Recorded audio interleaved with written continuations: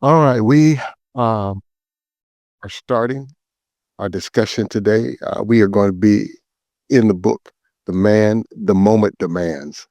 Uh, we've been talking about emotional stability, and what Jason Wilson uses emotional incarceration when we are not dealing with our emotions correctly. And so, what we are going to be learning throughout this book is how to deal with ourselves from an emotional perspective. And I think that that's important because when a man is not emotionally stable, he is a very, very dangerous creature. Um, and so, we want to find ourselves for our family's sake, for friendship's sake, uh, for whatever we're trying to accomplish, in our work environment, that we are emotionally stable, that we're emotionally adapt to be able to handle just about every situation.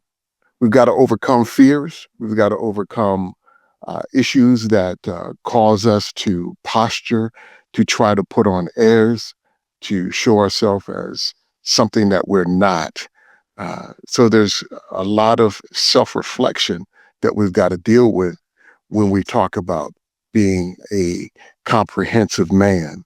Um, Being comprehensive means that we understand ourselves, that we understand every aspect of ourselves, that we're looking into every aspect of ourselves so that we can know how to respond, know the appropriate response to give, uh, so that we're not crossing lines and we're stepping up to the line because we don't want to not respond when we should because we are again dealing with some emotions such as fear, insecurity, um, not understanding truly how we are supposed to respond. And so these things are important for us to learn. And this book, the moment the man, the moment demands, brings us to that knowledge base, brings us to that understanding. And we've gone over chapter one, chapter two, and I think those are highly important. They're not chapters that you can skip because if you do, you're going to struggle with trying to grasp some of the concepts going forward in chat in the in the chapters that are ahead of us. Chapter three talks about the fighter.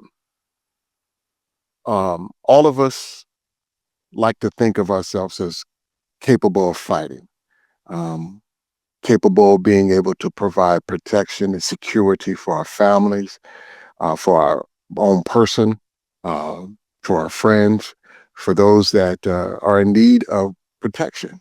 And so, if we consider ourselves fighters or feel that we are capable of fighting, are we going about it in the right way? Or do we fly off the handle and go from 0 to 100 in the blink of an eye because we're not emotionally stable enough. We are not capable of being able to address the situation properly.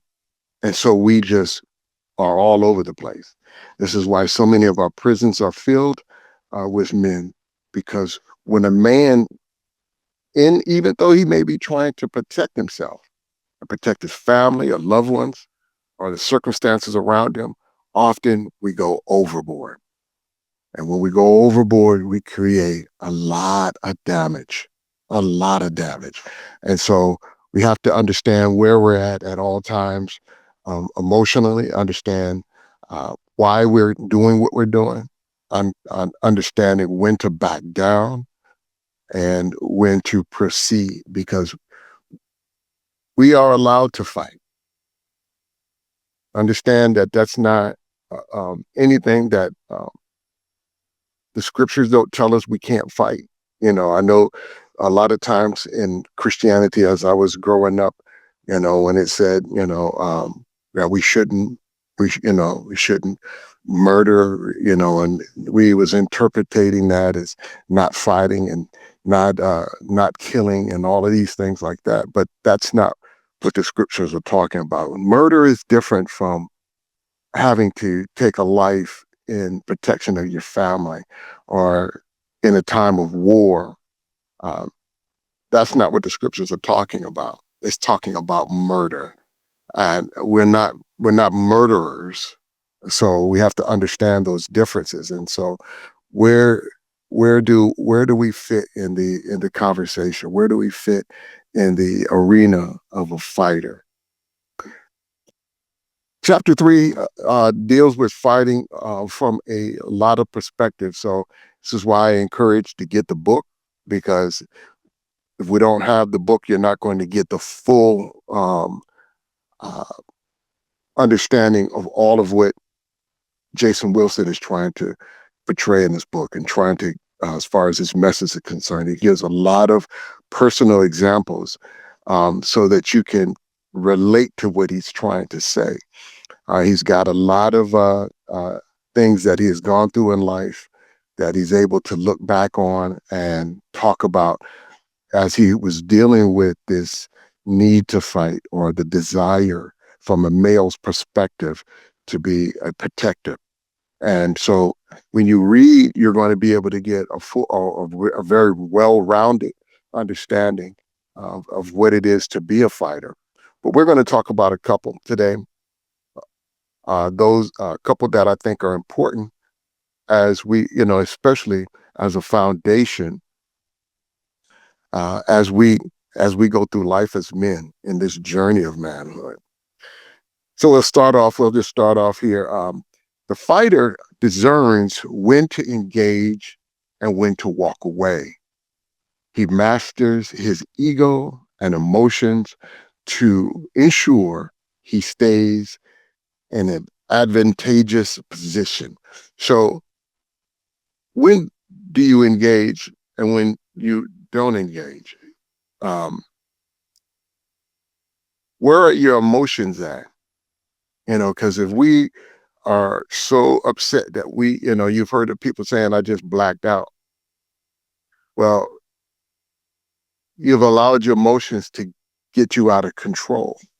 And when we get out of control, that means that somebody is going to get hurt, and that includes ourselves. So just because we are in that rage mode doesn't mean that we are protected from our own, the damage that we can incur from the opposition.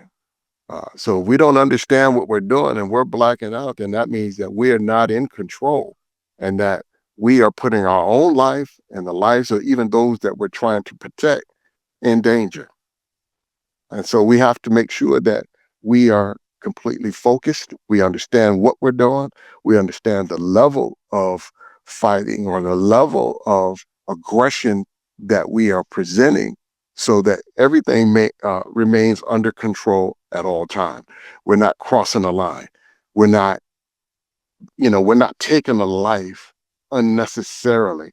We're not hurting somebody unnecessarily. Sometimes our words can be all that are needed in order to cause um, an aggressor to back down. I remember when I was a young man, I fought a lot.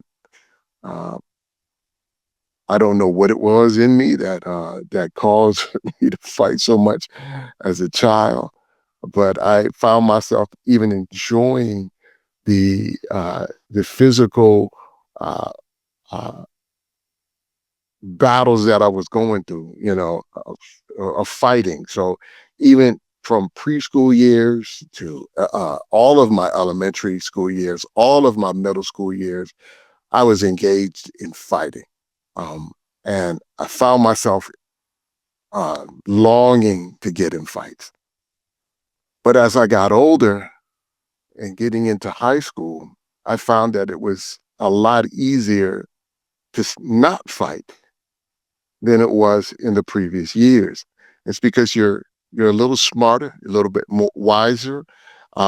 You understand circumstances a whole lot better, and so you can avoid fights a whole lot easier than I could when I was a child. And so these are the things that we have to do as men. We have to grow in our understanding of ourselves, the environment, and how to de-escalate circumstances and situations. And so we have to discern when to engage and when to walk away. And that is important for us to be able to understand and how to see the difference between the two. We go continuing on. It says for most men, the urge to fight is all too easy, but it's critical to demonstrate restraint and wisdom, especially in the potential of a volatile situation. In fact, being a comprehensive man also means understanding the long-term consequences of your choice before making it. So, are we thinking about it? Are we at a point where we understand everything that I'm about to do, whether it's with a weapon or whether it's with my hands or whether I'm going to choose to just use words? Sometimes your presence alone can deter a situation and cause a aggressor to back down. And if that's all that is needed, why would we feel that we need to do more, especially when there has been no physical damage done to property, there's no physical damage done to uh, loved ones, a person, or you. But if a person is just running their mouth and being the aggressor, acting like they're not going to back down, you step into the scene and that person sees that you're willing and capable of being able to engage in a physical fight with that person, and that person chooses to back down, why would we feel that we need to do more? And see, when we are not assessing the situation correctly, sometimes we move forward when really we should stand down because we've brought the situation under control. And this is being comprehensive. So we have to understand when to fight and when not to fight. And so often there's plenty of people in the grave because they chose to step further into a situation beyond what was necessary. A weapon then was presented and somebody died.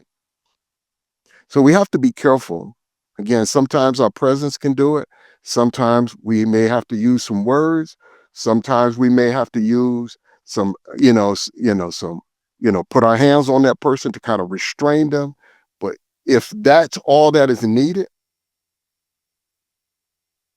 then maybe that's all that we should do, and we should learn to back away and to allow the situation to die down and move on and keep our freedom, keep our life, and the lives of those that are around us. Okay. Being a fighter is about not only being strong and assertive when necessary, but also knowing when to exercise self control and to seek a peaceful solution when possible. A comprehensive mindset is rooted in the desire to protect, not only fosters healthy relationship, but also ensures a safer environment for ourselves, our loved ones, and our community. Standing up for what we hold sacred is crucial, yet we must do so with wisdom that shields both them and ourselves from harm. So there's so Jason Wilson is not writing a book and telling us as a comprehensive man that we're not going to fight because there are going to be circumstances when we have to. But he's saying that we should have some wisdom, we should have some understanding, and there should be some thought into each engagement. When our emotions are not in the proper place, then it pushes us. If our egos are not dealt with, then we have a tendency to go beyond what is necessary.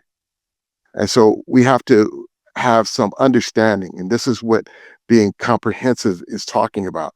We are dealing with, from a daily basis, we're dealing with the emotions that we may have some struggles or some issues with. How we were raised. This is what the importance of the first two chapters were talking about the things that were said to us as children that molded us, that kind of shaped our understanding of the world, that may not necessarily be true, that may not necessarily be the direction in which we should be moving in as men. The environment in which we were raised, sometimes we were raised in very difficult environments where we have to fight, where we are consistently being presented with challenges. And when we are, sometimes, especially as children, we get into fights that sometimes don't necessarily, um, that are not necessary at that moment. That could just, if we were a little bit wiser, a little bit more understanding of the circumstances, we could have walked away. And I, to be honest with you, just about every fight I've ever been in, and again, I've been in a lot of them, I could have found a way out of it. I could have backed down from many of them.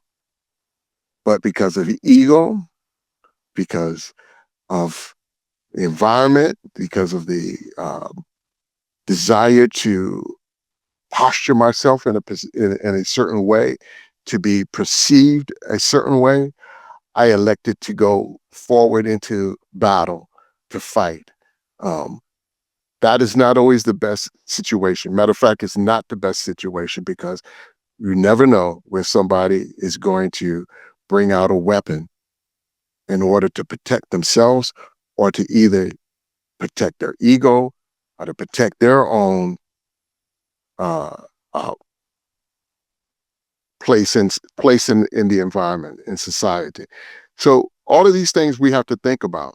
Um, is there people that are backing that individual up? Are you alone? What is the circumstances? Again, if we're losing our mind because we're so upset uh, that somebody may have called us out of our name, that somebody may have used the N word, that somebody may have said something about your mama, that we just fly off the handle, then we're out of control, and we're, generally speaking, are going to find ourselves in situations that in the long run we're going to wish we'd never been in. So we want to understand that fighting is necessary when we have to do that. So if you have, if someone is threatening your wife, threatening your children, you're in an environment where the people that you're with are being threatened. Yes, you may have to stand up to protect yourself, and that's okay to do that. We have a right to do that, and there's nothing wrong with it. That's not what Jason Wilson is trying to say, that we can't fight, but we are fighters, men. We are capable of being able to do a lot of damage because that's the way we've been built. We've been built to move things. We have a lot of strength. Uh, our bodies can take a lot of damage, and so. But is that the proper way of us going about life? Always dealing with our circumstances and situations from a physical perspective. If that's the case, we're probably going to have a short life. And if it's not a short life, we're going to do a lot of damage to these bodies that in our older age, we're not going to have a good quality of life. So we need to be very, very cognizant of when we fight, when we don't fight, and be aware of our circumstances and situations. But we also need to talk about a spiritual fighter. And for those of us that uh, are spiritual, uh, that have a desire to live according to the laws, statutes, commandments, to find ourselves pleasing in the eyes of the Father, we have to understand that we're going to be engaged not only in physical fighting, but we're going to have to deal with spiritual warfare. And spiritual warfare is important, and it's important for us to understand how to engage in spiritual warfare. And we're not going to get into all the nuances of spiritual warfare and how to fight, but we just need to understand that this is part of what a comprehensive man does. A man that is capable of being whatever the moment demands. Well, spiritual moments, spiritual things that happen have to bring out that spiritual warrior in you to be able to fight with even within that realm, not only the physical, but the spiritual as well. He writes, the comprehensive man knows that not all our battles take place in the physical world. Some of these fights will be spiritual. It is written that we do not fight against flesh and blood, but against principalities, against powers, against rulers of darkness of all of this world, against spiritual wickedness in high places. That's Ephesians 6 and 12. These fights can begin with emotions and from past trauma affecting us in the present. So what that is that we live in this physical world. We have spiritual pressures and fights that we must engage in. So when we are engaging in a spiritual fight, a lot of them come from emotions, things that we've done in the past, traumas that we've dealt with, traumas that come from being raised in a single parent household. The enemy can begin to use certain things against us that we have to now fight back against. And so many of us have come up in environments where we've been at a young age, we have been presented with pornography. And this is a battle that almost all men will fight. And so this is a battle that we've got to deal with, and it's a spiritual battle because it's not a physical, although it may have some physical um, uh, traits that come from this battle. It is a spiritual battle that we must partake in order to be able to have the relationships that are healthy, our relationships with our wives, our children, and those friendships that we will uh, build within our assemblies, within the congregations and the places that we, in our workplaces that we will be in. And so, if we're not dealing with the spiritual battle, then we're going to find that we're going to get ourselves in a lot of trouble because if we lose that battle, it's going to bleed over into every aspect of our life. And so, for those that are not engaged in that battle, that are succumbing to uh, this spiritual attack on us, well, we're setting ourselves up for failure. Even though I may be able to get beyond today, eventually, as long as I'm losing this battle, I'm I'm getting further and further behind enemy lines, and eventually the enemy is going to have complete control of me and destroy me and everybody around me. So I've got to engage in spiritual warfare. I've got to engage in the spiritual warfare, not only from that perspective, but from the perspectives of what may have been done to me in the past, meaning that there's physical things that may have happened to you as a child, such as molestation. Okay, well, From that, the enemy can begin to use uh, his tricks. He can begin to use uh, uh, that act to cause you to doubt who you are, to doubt whether or not you're a capable man, whether or not you're even a man, whether or not you're weak, whether or not you are can even be used of the Most High because of what somebody did to you when you were 9 years old. That's a spiritual warfare.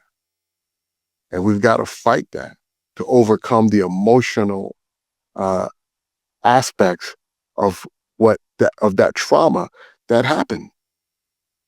Now, it's not everybody's fight, but if this is your fight, then understand that you have to engage in that fight. You've got to grow in areas to understand uh, what is a healthy perspective about these things. Because when things happen to you, that doesn't mean that this is your choice. But often that's the way it comes out in the spiritual battle, that you somehow made a choice to participate. And because of that, now you have to live a life that's unclean and disorderly, according to the scripture and the Most High. That's the trick of the enemy. So that's the spiritual warfare. And we have to engage in that. And we've got to win that battle. And we've got to be willing to fight that battle. And that's what a fighter does. But we have to be comprehensive, meaning that we have to understand some things. So counseling is important. Having someone that we can talk to, somebody that we can confide in about some of the things that we're struggling with, to help us gain answers, so that we have a healthy mindset about what it is that we're struggling with. Somebody that we can pray with, somebody that can show us scripture, somebody that can uh, help us to find certain disciplines that help us navigate through life. It's important.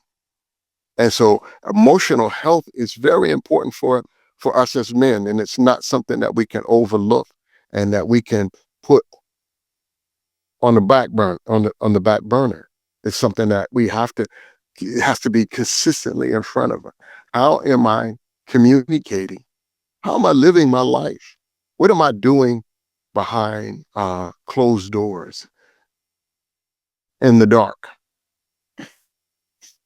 Late at night at 2 o'clock when nobody is up, I sneak out of the room, find a closet, and open my computer and find myself doing things that are not pleasing to the Most High. That's a battle. It's a battle of even when because certain things may have happened to you, now you start feeling this urge to do the same thing to somebody else. And so the way you look at young girls, you may not have actually done anything, but the battle is waging within your spirit. The battle is there trying to get you to act upon these emotions and these feelings that you have. We have to be engaged and fight in that. So spiritual warfare, the spiritual fighter, is important. And again, he addresses these things in this book. And it's important for us to understand and to address them in our own lives. Um, so he goes into talking about the cognitive counterpunch. So cognitive counterpunching, um, have a plan in dealing with things that are being said to you, because we don't always have to escalate because somebody is saying certain things to us. If a woman is make an advance towards you, do you know how to handle that? Or are you so emotionally in that you long to entertain her advances, even though you may say to yourself, "I'm not going to go all the way," but because I am not dealing with my emotions or things that are not going well in my home, I start entertaining this woman's advancement. Whereas if I'm emotionally stable, um, um, if I'm comprehensive and I understand myself and my responsibilities and my environment, I have a counter response.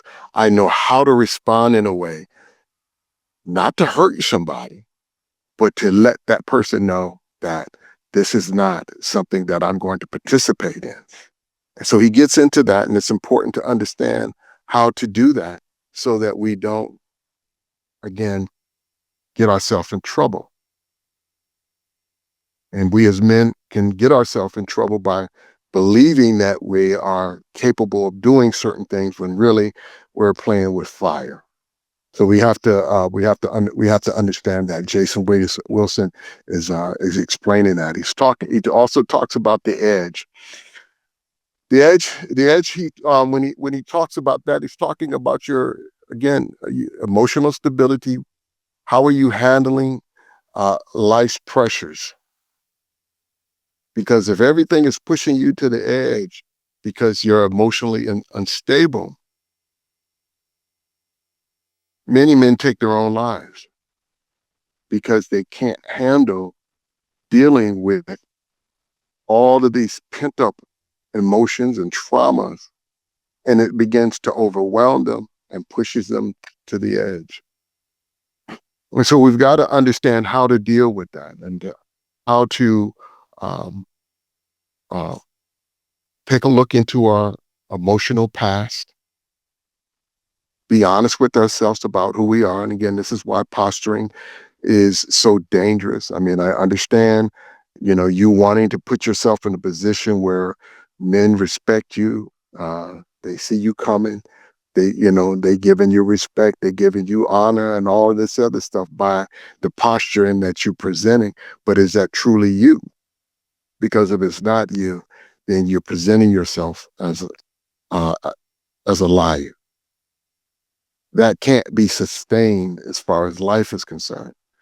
So if I'm lying to society and to the world through posturing, I'm not being comprehensive because I'm not learning myself. I'm not gaining understanding of who I am and even why I do what I do. Because if I have to present myself a certain way, why do I feel like I can't be me? What are my fears? What is the insecurity that keep me from expressing myself to the world in my true personality, in my true character? And if I never explore that, then all I'm ever doing every time I leave the house, every time I'm around anybody, is posture. Nobody knows who I really am because all I ever do is posture. This is it's like a cancer that begins to erode away at my emotional stability. And before you know it, I feel lonely, unloved, unappreciated. And when the weight of the world feels like it's on my shoulder, I don't even know how to talk to anybody because the moment I try to share my struggles, I have to reveal the truth. But nobody knows the truth about me because all I've ever done was posture. And so I tried to bury all of these emotional insecurities and problems and trauma. And before you know it, I break down and I can't handle it. and I'm pushed to the edge. I'm tired of fighting. I'm tired of dealing with the world and life because I've presented myself as a lie. So you see the importance that men have to have in being a comprehensive man. I've got to deal with who I am, and I've got to deal with my insecurities. I've got to deal with why I'm shy. I got to deal with why I need to present myself as a clown. I got to deal with why I got to speak a certain way to make people think I'm smarter, more educated, more knowledgeable. I've got to deal with why I'm so aggressive. I got to deal with why I fly off the handle. I go from 0 to 60 in a moment. The moment anybody says anything wrong to me, I'm turning over tables and throwing things. What is causing you to do all of that?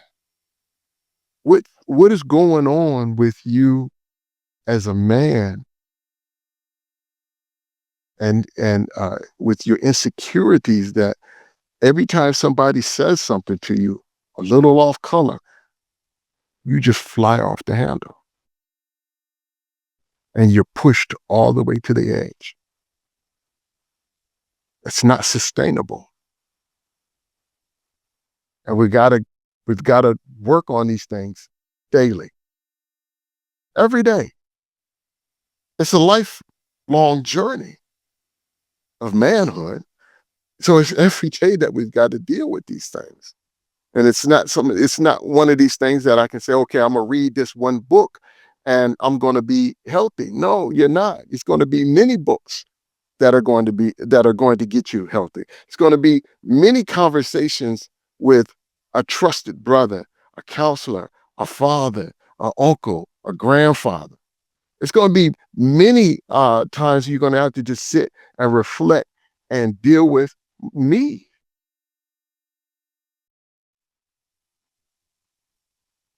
This is what's going to bring us about and make us healthy so that people can interact with us from a perspective of knowing who I am. I mean, there was a time I felt like I was not being recognized for who I was, and that's frustrating. And it wasn't that I was trying to hide it, but sometimes people, because they are their insecurities or because of their lack of knowledge, wisdom, and understanding, they see people all as one thing. Oh, you a black man, so you're this. They don't even give you a chance to be anything different because their prejudice or their conceived ideas about what a black man is all they are willing to allow into their world of view.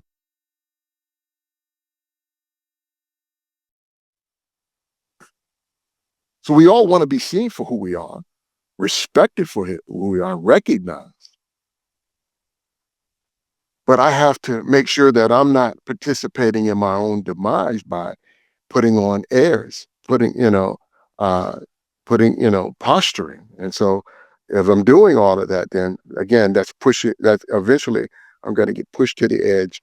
And if I'm not careful, I may have thoughts of taking my own life because I can't deal with the pressures of the world.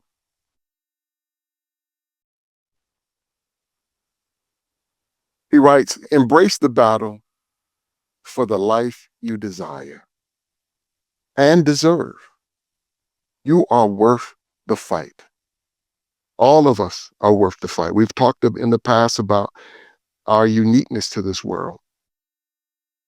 Well, the world can only know what that uniqueness if we're willing to show it.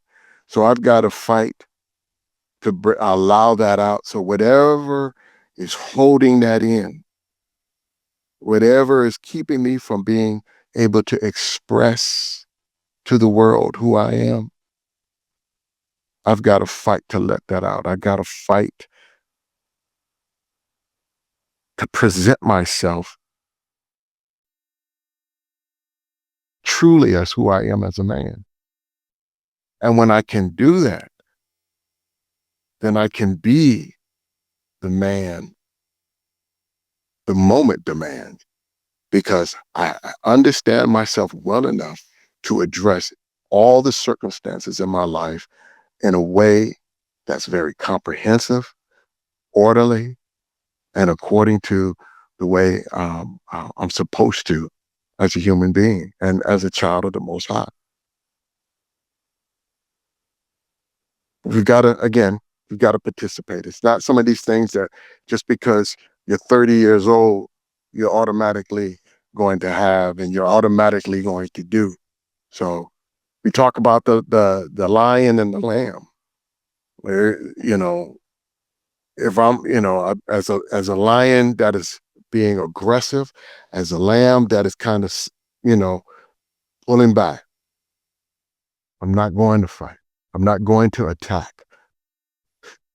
When do I attack? And as a lion, and when do I pull back as a lamb and allow the situation or the circumstances to die down? This is part of being a fighter. Part of being a fighter is actually surviving as well. So if I don't understand enough to pull back, especially when the point has been made, especially in a situation where the opportunity to de-escalate is absolutely present. But because I want to show myself and I have this ego attack that I got to go and I've got to create as much damage as possible. Well, that damage could be to your own life. Your families need you as much as you want to protect them. They still need you after the fight is done. And if you're no longer with us, then maybe there was something that could have been done prior to the weapon being brought out that could have de-escalated that situation that you could have said, you know what, at this particular time, I'm going to take on the lamb persona and just de-escalate, let the situation die down and move on. But if everything has to be the lion, I can either end up dead or I can end up in prison. Now, the very protector of the family has been eliminated, taken, taken out by the enemy because we were too emotionally unstable to maintain our place and our position to be that fighter for a lifetime. Always there to provide protection, always there to fight the fight that needs to be fought because I could not get my emotions together.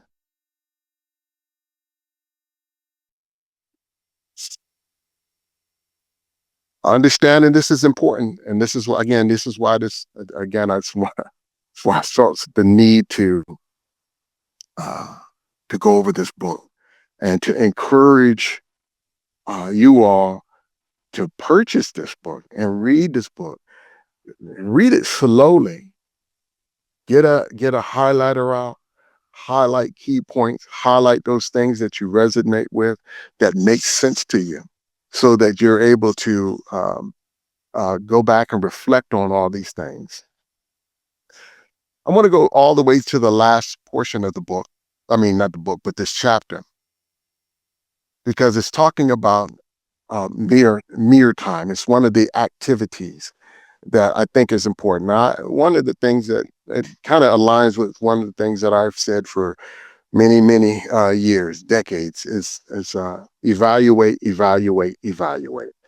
Uh, as a man, we should always be evaluating ourselves. We should, and he's saying It's mirror time. He's looking at it, from the perspective of mirror time. Looking in the mirror, he says, take out a mirror and silently gaze into the eyes of the man reflecting in it. Do not look away for 60 seconds. Then affirm that the man then affirm the man with the following statement. I have lost some physical battles, but I am still a fighter at heart. I do not have to hurt someone in order to prove I'm powerful. I will not be mastered by my emotions. Instead, I will rule over them. And the last point, I will no longer suffer in silence, but I will fight against the desire to be alone, confidently reaching out for help when I'm close to the edge. So it's important that we reach out for help. It's important that we understand when to fight and when not to fight, when to engage and when to back down, and to understand our limitations.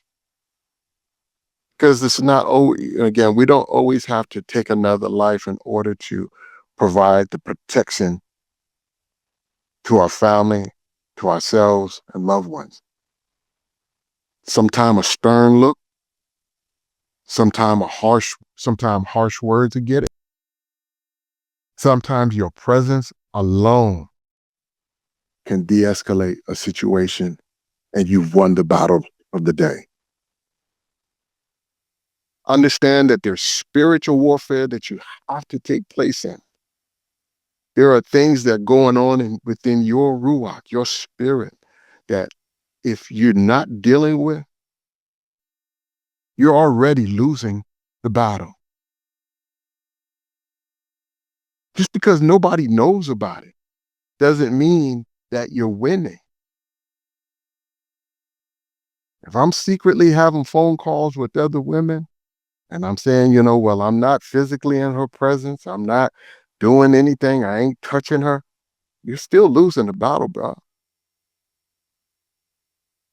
You got to fight against all of this stuff. If I'm looking at stuff on my phone that I ain't got no business looking at, I'm losing the battle. If I'm going to say I am a fighter and I am a good fighter, a mighty man of Yah, that's not only talking about physical fighting. I need to be a mighty man of Yah fighting spiritual warfare as well. And that's what a fighter is. And so I'm going to end it with right there. Again, if you have the book, make sure you're reading the entire chapter. If you don't have the book, I encourage you to get the book. There's a lot of little details in there and personal examples that Jason Wilson gives that really bring light to what he is trying to relay. And so if there's, I'm going to open it up now. If there's any questions or statements by anybody that maybe we can reflect on, talk about before we close out for today. The floor is open.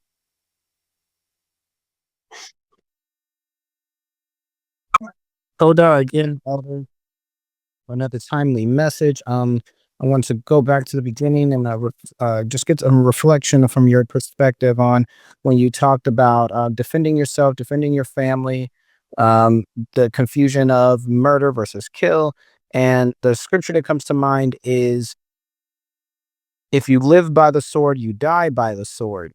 I feel like this has maybe been misunderstood, and meaning that maybe living by violence and that being your knee-jerk reaction. Yes, yes. That that's exactly what I believe that's talking about. Because a sword is a weapon, and using a weapon is not something against the Most High, that the Most High speaks against. So, but like you were saying, if all I'm ever doing is threatening lives and and damage with with weapons. He said that's really going to be my end because somebody else is going to do the same, and I'm going to get caught by that. And that's why I always tell people that judgment is always present. We are being judged with everything that we do, and so if if using weapons and aggression is what we're going to live by, then truly that is exactly the judgment that we're going to face, and we're going to die by that. Bravery, yeah. And my next point was, as men, and as we read through the scriptures, we read about our wars, and we read where it says, teach your children to use the bow. Um, when you're young and your children and you're tussling with your cousins and brothers, oftentimes not enough of us grow up around enough men that we can, um, I guess, righteously do that. So my question is, biblically, we didn't throw our first punch out there on the battlefield against our enemies. That wasn't our first time yielding a sword through something. How do we, because as men, part of our being able, or the ability to move things, is also wanting to test what we can move, and not, not just lifting weights, but moving each other. We armor, we thump, and I don't mean in the form of posturing, because that's a whole nother. uh, How do we righteously uh, have sparring and combat and train so that we can feel equipped? Because I think sometimes, like what the book was talking about, when the guy got out the car and his girl was already in the car, she was secure, everything was straight. He gets out the car and still wants to let that guy know whose chest is bigger, right? There may have been something about his childhood that he didn't stand up to a bully that he wished he had. There may have been something that he never got to test himself against his brothers. There's a part of us that I do think we need to test those things, and we had to have before we went into these wars and battles. So, like, how do we do that?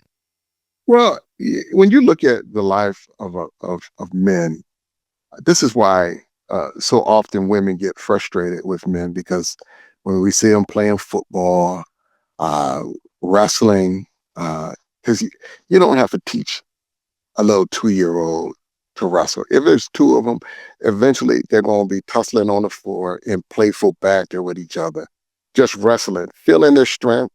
And, um, eh, you know, we see that in the animal world. The lion cubs, you know, fighting each other, not to the death, not trying to hurt each other, but they're going to be wrestling around, jumping on the bigger lion's back, biting their tail, but they're feeling out their abilities, and they're doing it from a playful way. We do it as humans through sports.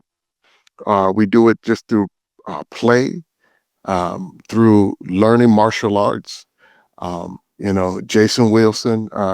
If anybody's been following him for a while, you will see that he does run a dojo. So he does practice martial arts. These things teach you your limitations, teach you what you're capable of doing, and it also prepares you for what you may need to do.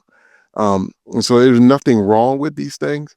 You don't want, again, you don't want to not do any of that because at some point you may have to, you know, partake in a physical altercation.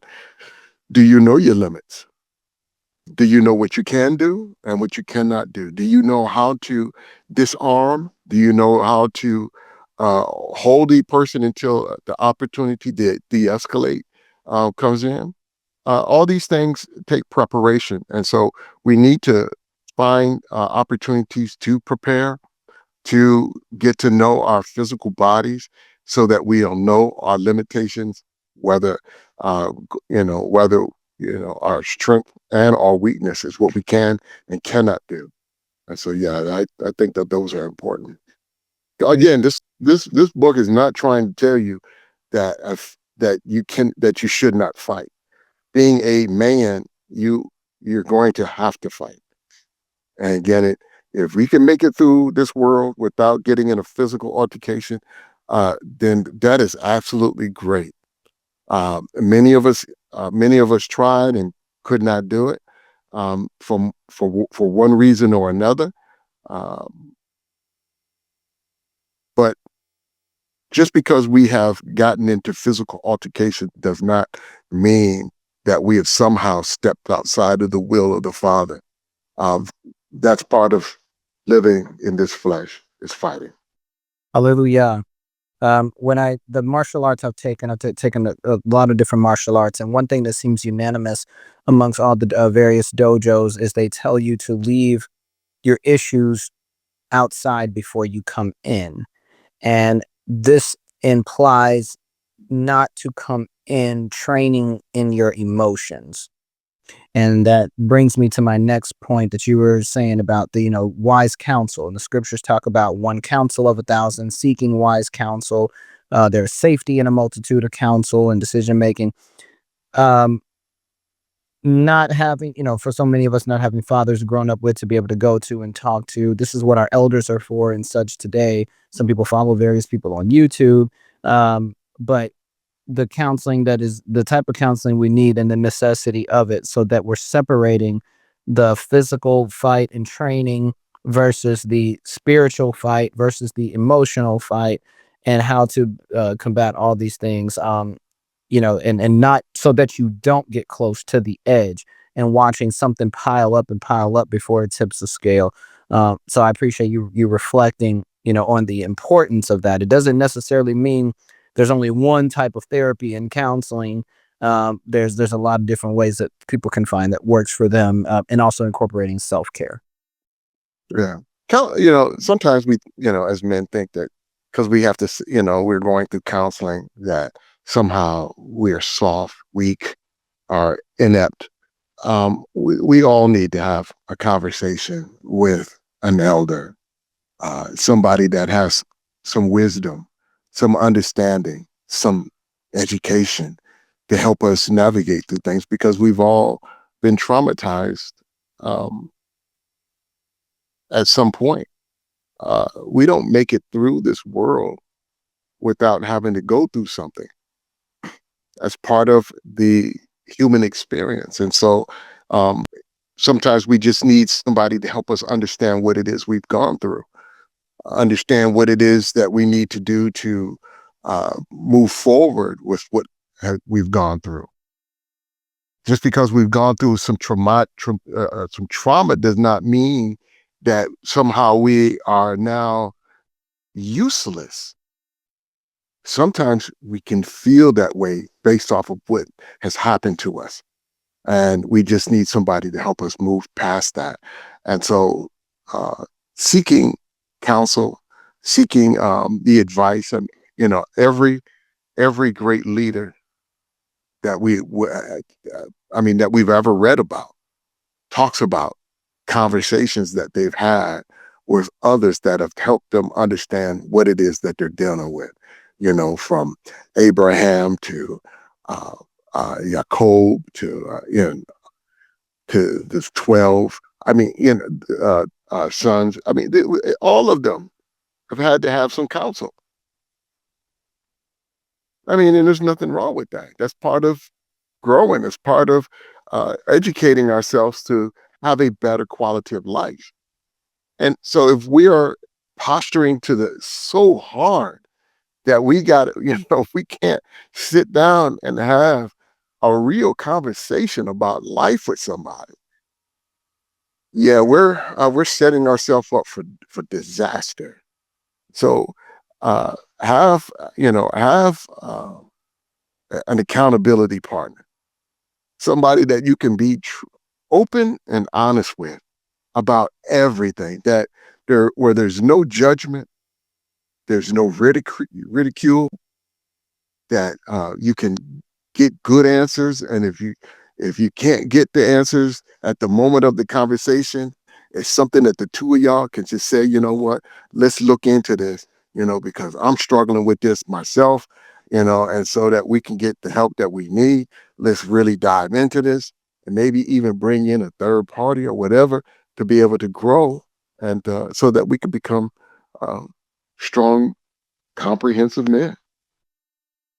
And as much as it's possible, somebody who you've proven that you've prayed over, so that because sometimes when you haven't had those father figures and those elders in your own personal life growing up, you yearn for that counsel so tough that you hastily move and who you put in that position of counsel. And if that person disappoints you, or you find out they're not who they were said they were, or they were posturing, the disappointment from them could land so much greater. So it's going to be important to do the homework and the investigating, the vetting, the proving process, to make sure the counsel that you're receiving is wise counsel, and not just somebody you're looking to fill a void or a gap in your life.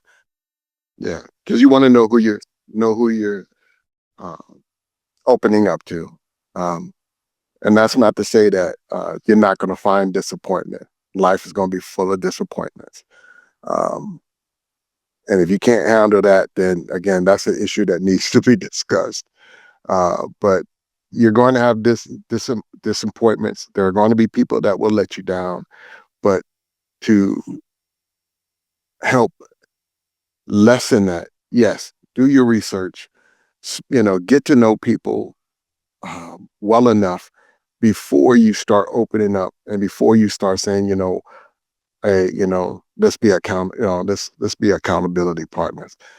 Get to know that person before you do that, so that you eliminate the opportunity for disappointment and for consistent failure. Because sometimes picking the wrong person could lead you into failure. So we want to make sure that you're finding strong brothers to walk with. The scripture said it tells us that two men are blind, and that they're gonna fall in a ditch, because neither one understands or knows where they're going. Find some people that knows where they're going, that has a vision, that has a understanding of scripture and what the Father is trying to say to us, so that we can grow together. Iron sharpens iron. This is important as we develop as men. It's not Being a man is not a journey meant to be walked alone. It's a journey that we walk with others.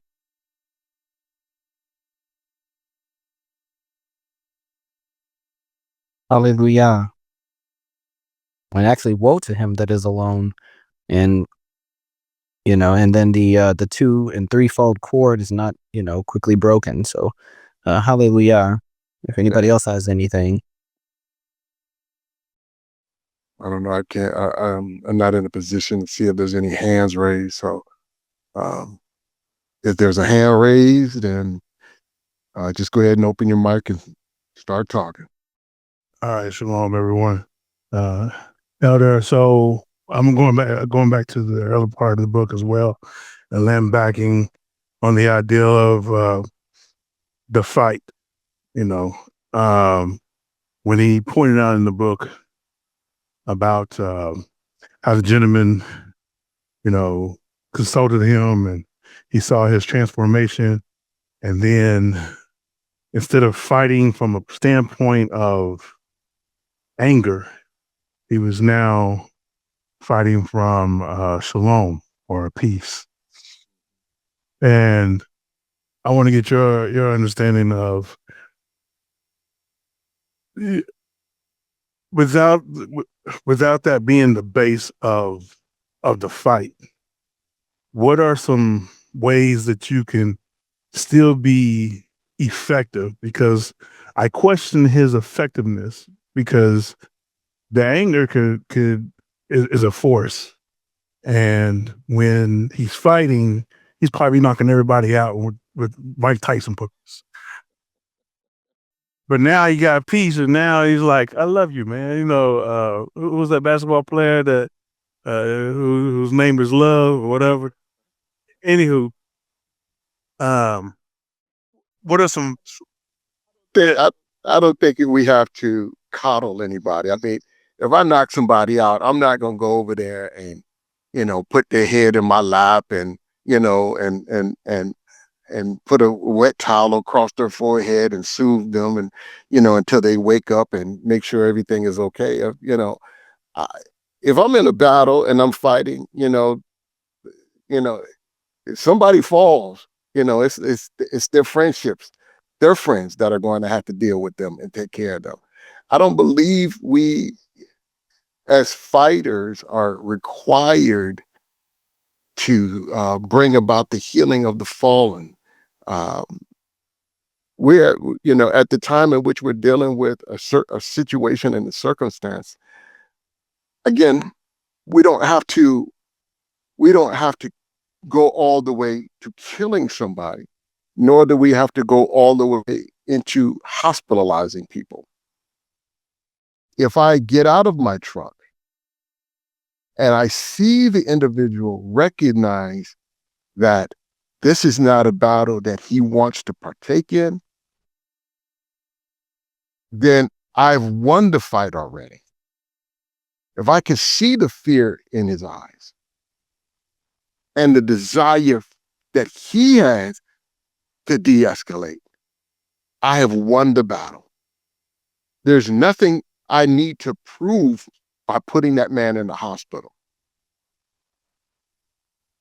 So we have to understand the circumstance. Again, there's plenty of people that have had that opportunity where they have presented themselves, and the person that they're standing in front of was more than willing to de escalate. But because they needed their ego boosted, they wanted to hurt the person. And when they presented themselves in that manner, somebody else jumped in and put that person in the hospital or put him in the grave. So it's, we have to you have to understand that just because the individual that's standing in front of me, that may not be the only person I got to deal with. But if I de-escalate, then that's an opportunity to say at this point, I've fought the good fight. I have brought this situation to an end. Get back in my truck and move on to be able to fight another day. Did I answer that correctly? I mean, Well, I was mainly looking for something of y- your new route is no longer the anger. The new route is now peace or solace, and to continue to be effective. What are some things? Because I question his effectiveness. Uh, now that what you he's try? got it. What effectiveness are you looking for from the enemy? Then I mean, because if you, I guess motivation is what I'm looking at, right? You know what I'm saying? Like his motivation was rooted in anger. Now his motivation is no longer rooted in anger. What are some things that you can put into it's, I think to it's, go ahead, go ahead. no? What are some things that you could put into place to properly transform into your new route? I guess I could say it like that. Because again, if you back down, say you're in a fight, or you in a fight is being presented, my presence, my words, my conversations, my stance ends the confrontation. What did I learn from that? Okay. I'm learning a lot, regardless of whether that individual is learning anything. I'm learning something because I'm dealing, again, this is part of becoming a comprehensive man. I'm dealing with my own emotions, my own desires to move forward or to maintain. So this is why when he gets into the lion and the lamb, you start talking about when to just, when to back off. If you can't back off, say I couldn't back off. I hit the person still was like, you know what? I'm done. I don't want any more. At that point, I back off and I go get in my truck What did I learn? Well, I learned something about myself, that I don't have control enough to back away when the situation is already de-escalated. I have to now evaluate what's going on with me that made me feel like I had to push beyond the circumstance. I made it through that today. I may not always make it through that, but I have to understand that as a fighter, when to use aggression and when not to. And if I don't use it, and somebody's pushing me and knocking me to the ground, and they say, you know what, take that, and go, get back in your truck with your wife and go about your business. And I go, I tuck my tail in between, my legs, and I get in the truck. Well, why didn't I fight back? Now I've learned that I got to deal with my fears, my insecurity, and my inability to be able to defend myself when I need to. Every situation is a situation to evaluate my own life, my own psyche, and my own reasons of because of trauma, because of whatever else I'm dealing with. And so all of these things, this is what that lesson in the back talks about, when it talks about looking in the mirror and really reflecting on who you are and why you do what you do and why you don't do what you do. But I'm not necessarily trying to teach lessons to my opponent. That person has got to live his life as a man, and he's got to deal with his own failures and his own inadequacies. But I've got to deal with mine. And so every situation, I'm focused on how I am dealing with it from start to finish emotionally. Mikael, does that answer your question? Because I definitely get what the elder is saying, but I may be able to help you clarify to what I think you're specifically trying to say. Unless that did answer your question. That was good enough. That was good enough. Y-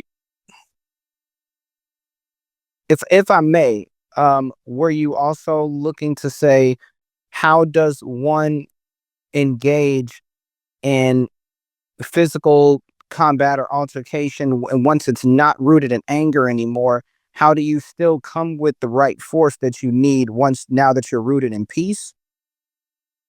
Yeah, Is that but what it's not. Yeah, but not so much. Not fighting. Not so much the fight. Just the new motivation to be effective is the only way. Well, I think, go ahead, because I think no, just understanding purpose. What am I trying to accomplish? If I understand that, then that's where it's rooted at. So if I know that, okay, my wife has uh, been threatened, okay, now I've got to deal with that threat. That's my motivation. I'm not dealing with me at the point, in the sense that I'm looking to challenge myself, but I'm standing up for my loved ones. And so that is my motivation, and that's what I do. Now, if I don't know how to do that, then I can say, okay, well, I can learn some martial arts. I think in his book here, he talks about the inadequacies that he has felt when he was presented with a martial art in which he was unfamiliar with. So when he was uh, challenged, he had to fight with somebody that, okay, you can't use any elbows, fists, knees, punches, or kicks. Okay, well, all right, let's go. And in that situation, when you're being manhandled and your physical strength does nothing for you because you don't have the skill set, okay, well, now that means that I've got to I've got to fill in the gaps. I've got to deal with my inadequate here. There is a martial art out here that surpasses my abilities, that that that I've chosen to protect myself, and I need to get a degree of learning and education that way. All of that is important for us as men, because we want to be able to handle ourselves. And some of us feel that we don't need any martial arts. And if you don't feel like that's the case, then that's fine. Because I mean, hopefully you never have to use any fighting skills. Some of us feel like, in order for me to overcome my own fears or my own inadequacies, I need to learn a skill or two. I used to challenge martial artists because I just I didn't believe in the art. It may not have been the smartest thing for me to do, but uh, I believed in my own abilities and my own skill set to be able to take on anybody that knew anything, because I had fought so much. Uh, but everybody doesn't walk into a situation with that same level of confidence. And uh, and if you don't have much confidence to get in a physical altercation at all, then maybe you need to take a class or two in order to get to that place where you can feel somewhat confident that I can at least withstand a first round until it can be de-escalated. Hallelujah. And elder, from what I'm gathering, you say whether it's a physical fight or technique or training, or spiritual warfare, wrestling not against flesh and blood training, or resolving conflict, conflict resolution, learning the skills and the training necessary for any of these three dynamics will help you to control yourself so that all of it can be rooted in peace and de-escalation. And you'll have better control over that said goal is what I'm okay. Yes, that is what I believe Jason Wilson is trying to get to in this book, because he's not. This is not a book that says we don't fight. It's not a book that says that we don't deal with the threats that are in front of us. But he's saying, how do we deal with it and be in control the entire time? Because if any time that we are doing anything as a man and we're out of control, that needs to be evaluated. I don't care what it is. If you can't have a friendly debate, and if you're out of control, brother, what's going on? Why do you feel that you have to interrupt and get loud and yell and call people names? There's some insecurities there. With anything that you're doing, if you're sitting in a class and the teacher calls on you and you can't give the answer, and so you have an emotional outburst because you couldn't answer the question, and so you felt disrespected by the teacher, that teacher set you up for failure. There's an issue there that you got to deal with. The comprehensive man is looking at every emotional issue of his life. That's what comprehensive is. He's well-rounded in understanding every aspect of his emotional health. And this is and when we talk about it from a fighter's perspective, a fighter has to he has to understand that, like you were mentioning before about when you were dealing with martial arts, that when you go into that dojo, that you leave all of this trauma outside, because coming in here with all of these pent up emotions is going to get somebody hurt. You can't bring that into a place of learning. You can't even bring that into a place of defense. And this is why getting it, warriors working to get into the heads of their opponent was half the battle. Because if these men are unstable, all I got to do is play with their emotions, and I've already won the fight. I was listening to, and I didn't even know it was going to connect with this book, but I was listening to a YouTube, and it was talking about this samurai, and he was um, getting ready to go into a battle, And the battle that he was going into was with a well-known warrior that had never lost a battle.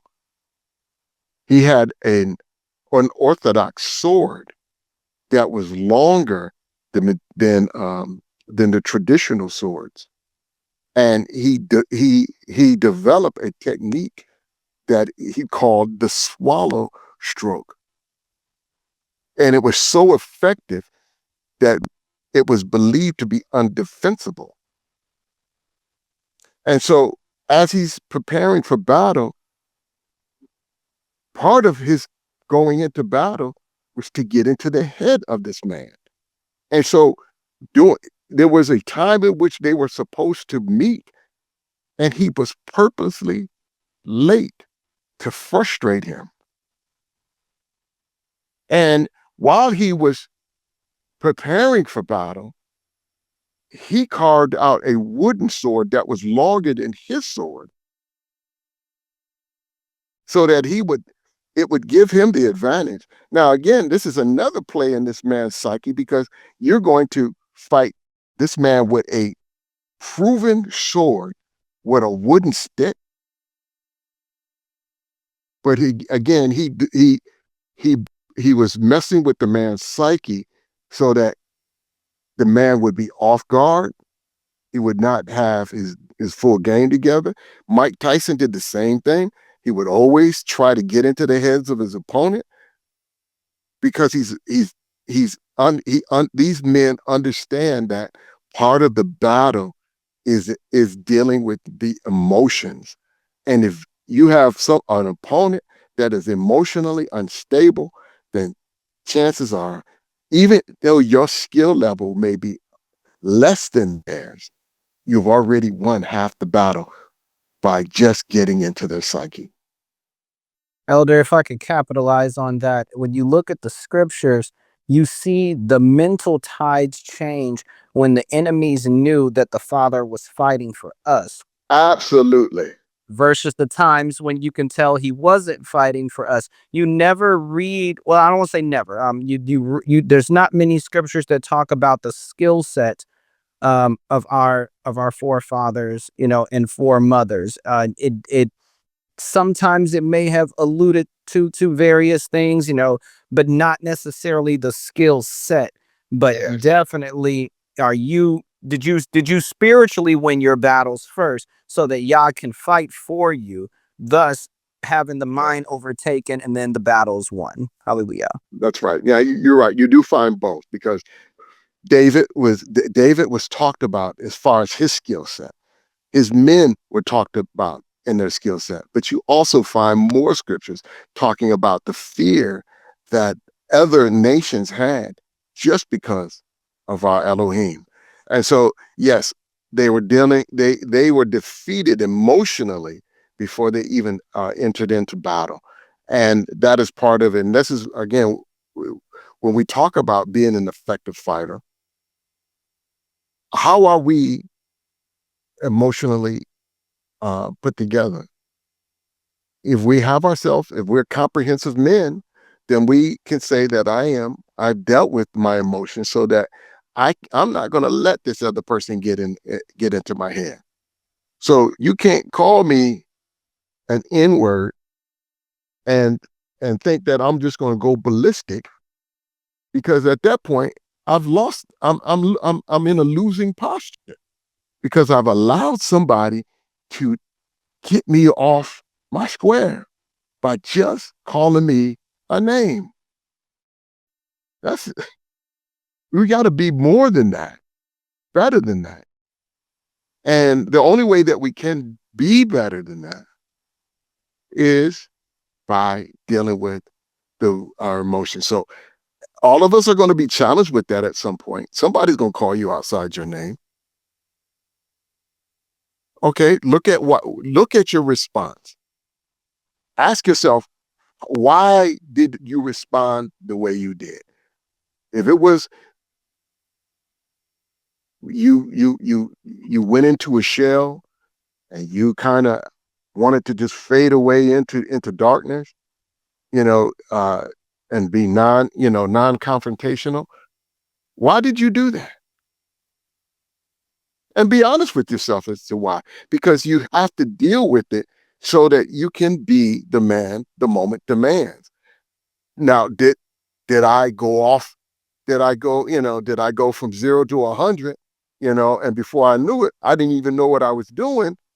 Did I do that? Now, why did I do that? I may have won the fight, but why did I lose control? Because that is not a sustainable way of dealing with the circumstance.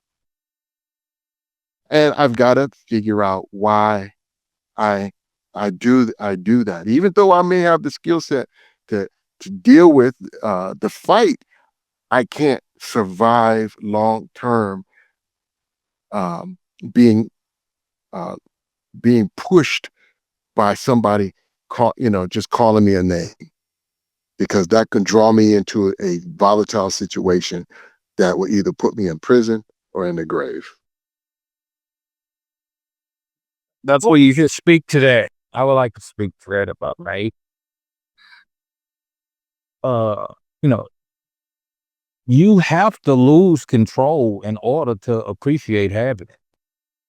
You know, it's a hard thing, but you have to fail. You have to go through hell in order to appreciate heaven. Through much tribulation shall we enter in. And it's like, um, But do we set up tents in hell? Or do Mill. No, you don't stay there. You are definitely supposed to learn your lesson and come out. A lot of people get into a habit of going on and going on. yes. I take myself as like a testimony, right? TD Jakes said, and pardon me for quoting TD Jakes, what it is. TD Jakes said, emotion kills reason. Meaning, when you get into your emotional state, whether good or bad, you tend to not reason as you should. I was in a wreck, a horrible wreck a couple years ago. I and my family, we had several friends come from out of town to come and, help us out in this time. Now, emotionally, you know, and actually, this is the worst time frame of my life. At that time, I did not care for doctors. I didn't care for pain pills and all of this. And all of a sudden, I find myself, in the hospital. I had never like had any kind of, injuries, bone breaks or nothing. And now I done broke several bones on the left side of my body. Right. And when you are a person that's, easygoing, a peaceable kind of a person, you tend to expect things to go your way. So when you find things not going your way, it starts something called justifiable chaos. It's like, because you wronged me and I would never wrong you, now I deserve to be able to show out. Now my rant is deserved, and you deserve it. I deserve to give it, you deserve to have it. That's right. Kind of a mindset. And it takes, time and maturity and seeing the errors of it all, and like knowing how to handle a situation, knowing that you can express yourself, but it's how do you express yourself? I mean, I was snapping on people. Some would say that I was very, very wrathful at that time. And me, I don't really recall at all. I was on fentanyl and all kind of stuff for pain meds. So I don't recall a lot of it, but I was told I was a very, very angry person.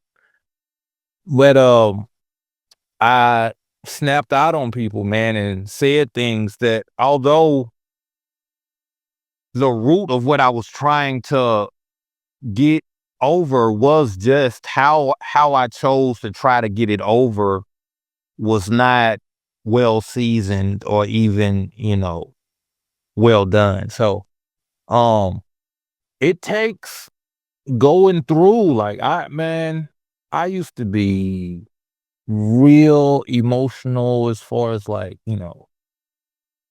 preaching the word and everything. I used to yell and do all kind of stuff, and it's like, is this going to accomplish your goal? You know, Mhm. you said we have to question ourselves and say, what is our goal? What are we trying to accomplish? And what is the best way to get this thing accomplished? And I think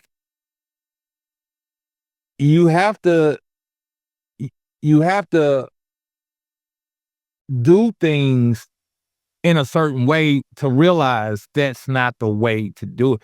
Scripture says, in the land of their captivities, they will bethink themselves, meaning in a low place, you gonna look for better. We tend to not look for better. It says, just run as waxing fat. You got all this stuff. You're doing all this stuff. You done got cocky. You done got, you know, you have lost context with reality. And I think what you're saying, what the book is saying is to be more conscious of reality, of yourself, of who you're dealing with. I snapped out on my sister, not putting into context who she is. We have Of a opportunities. We have opportunities throughout our lives to learn and to grow. Because you're right. You're the statement that we've got to make a mistake in order sometimes to learn and to grow. I was just, I've taught my children that failure is not an enemy. There is no succeeding, there's no success without failure. So you have to understand that, yes, I'm going to make a mistake. Hopefully, I can make a mistake when I'm 15 in trying to deal with somebody than when I'm 25, because the outcome is going to be far different. Uh, so if I'm understanding how to be a comprehensive man, I'm taking all of my issues in account, all of my experiences into account, all of the all of my feelings and emotions into account, so that I understand how they're moving me. Or because if fear is what is driving me, it's going to drive me to disaster. So if I know that, why do I have to wait until disaster is at my front door before I decide, you know what, I got to stop this?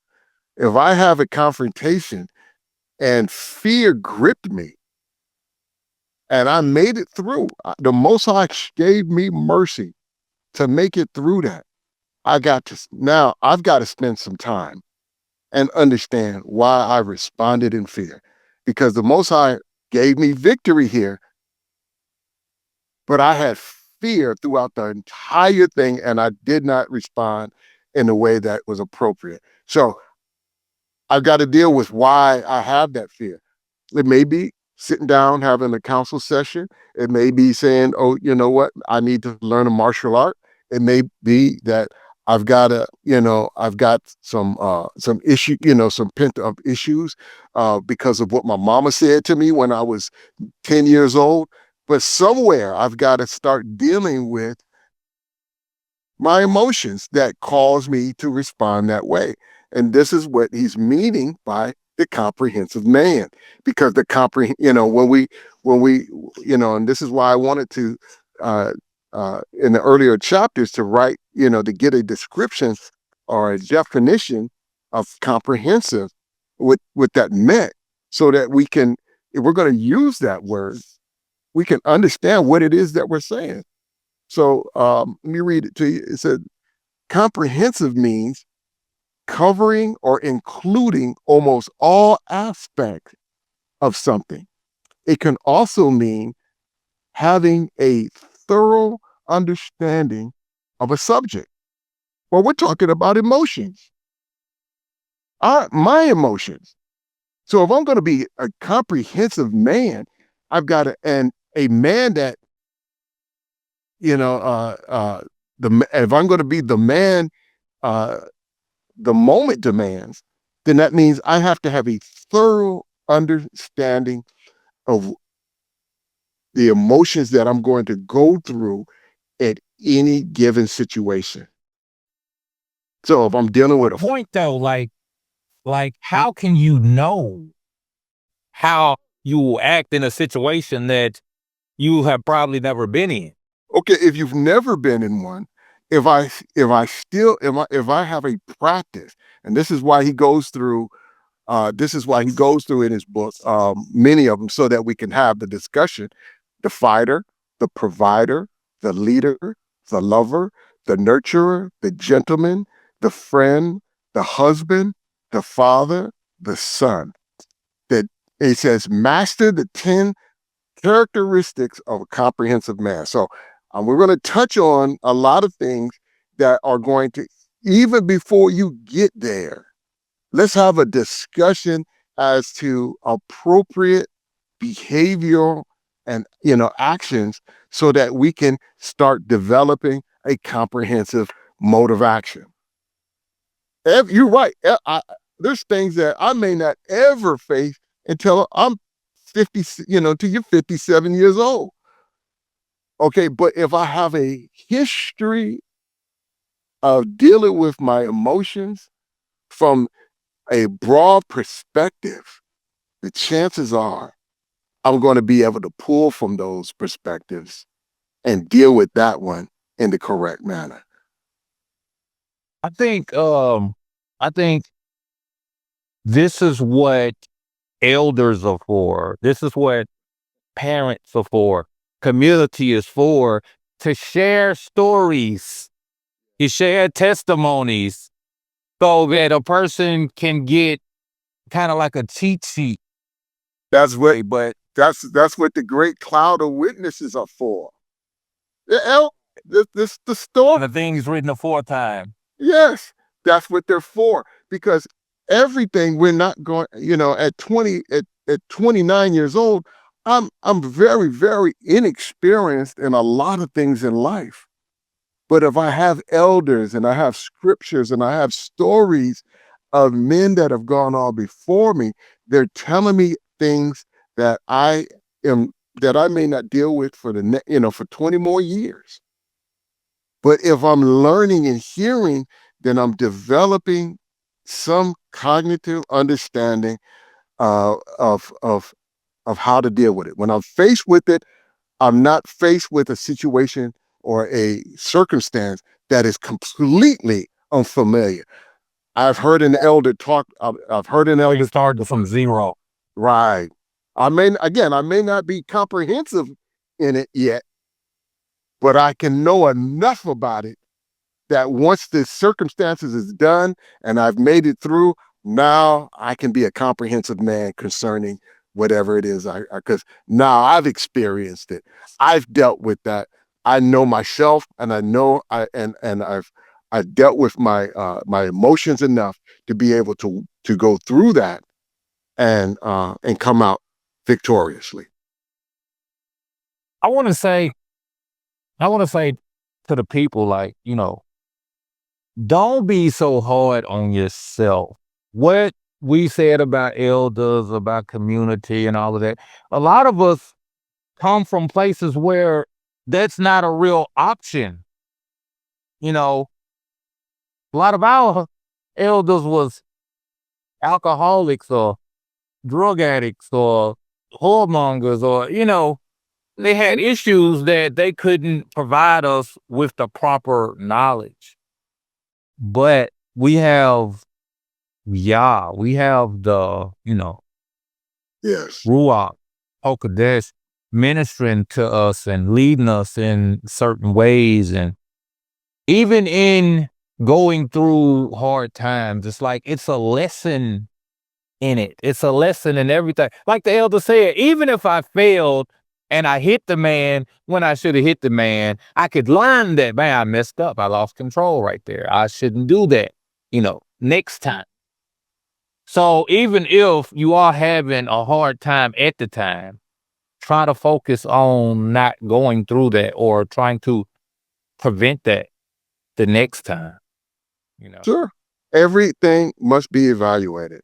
Every conversation, every interaction must be evaluated so that you can know who you are. All of us have strengths and weaknesses.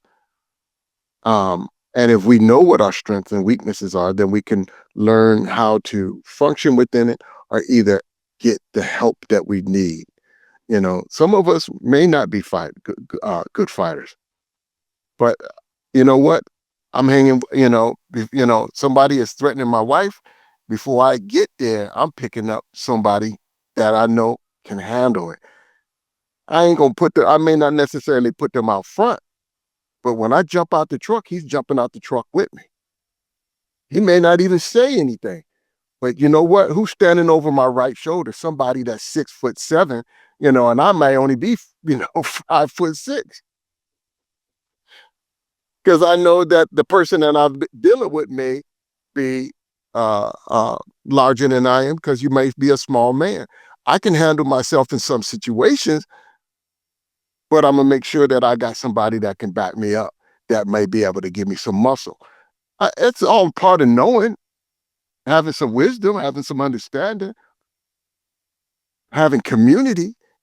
All of these things are important as we go through life. But if we're always emotionally detached, you 5'6", somebody then says something to you, it's 5 guys, all of them over 6 foot, and you jumping in the middle of that, something's wrong with you. So you've got to have some type of understanding of what your limitations are before you decide I'm going to get in a physical altercation. And sometimes you may need help. Sometimes you just need to stand up.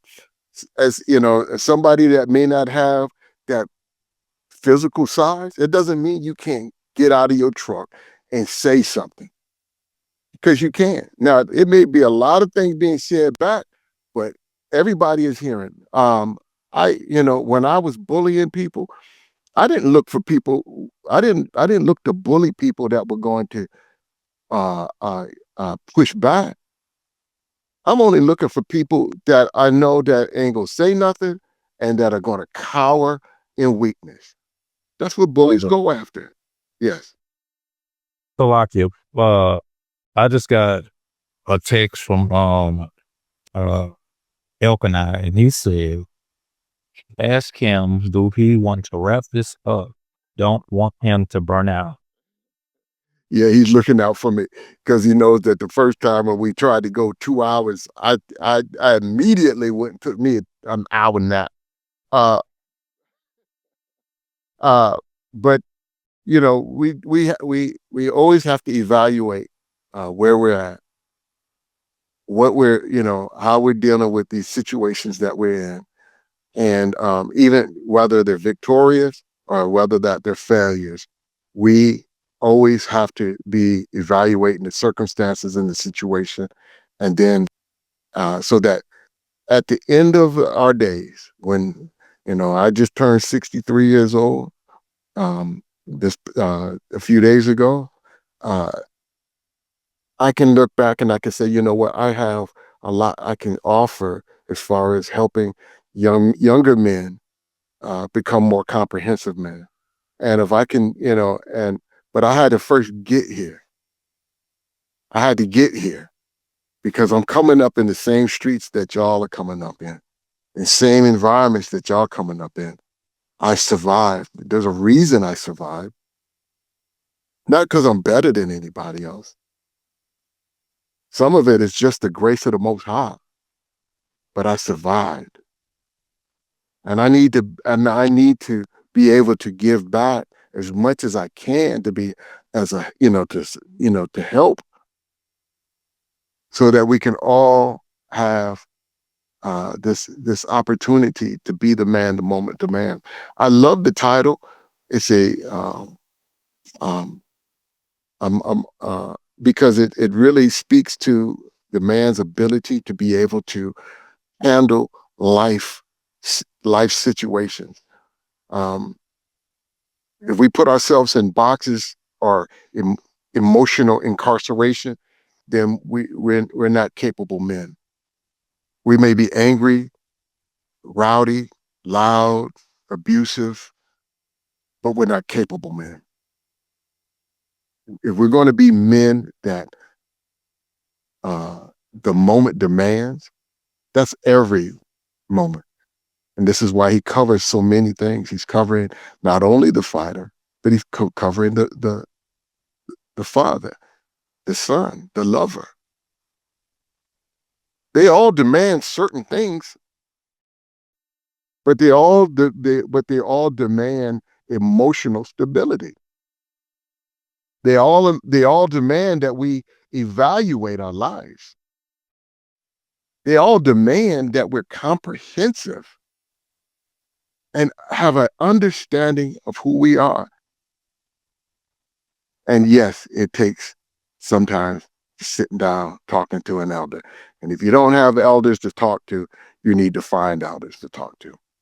I know a lot of us older men struggle with our past failures, and we almost just want to sit in silence, and just make it through the rest of our lives.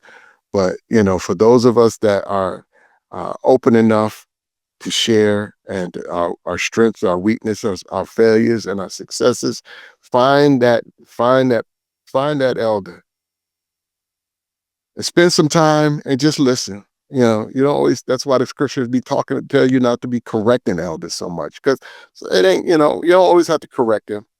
If he got something wrong, just say, you know what, I didn't agree with that. But he said some good things, and move on. Because one thing you don't want to do is stop or discourage an elder from sharing. And so correcting and overcorrecting an elder will discourage him from wanting to even have a conversation with you. So sometimes it's just best to listen and allow him to say what he's going to say, whether he's right or wrong, because you can learn from somebody's mistakes. You can learn from somebody's ignorance, but just listen, like you were saying, and then begin to build on the knowledge and the experience and wisdom, or even the foolishness. Learn from it all so that you can survive and be an elder one day, to be able to turn around and pour into somebody else. And with that, we can close out. This has been a great conversation. I've enjoyed it, and I look forward to diving into chapter 4 next week, and the preceding chapters after that. Also, everything will be posted on my YouTube page, which is entitled "The Bass in My Voice." The bass, the letter N, my voice. The bass in my voice. I'm also going to be posting from time to time shorts. We posted yesterday a short, just a 3-minute short on my page. So visit the page uh, frequently. Hopefully, I can put a couple of things up there every week, so that there's some content there. And I look forward to our next conversation.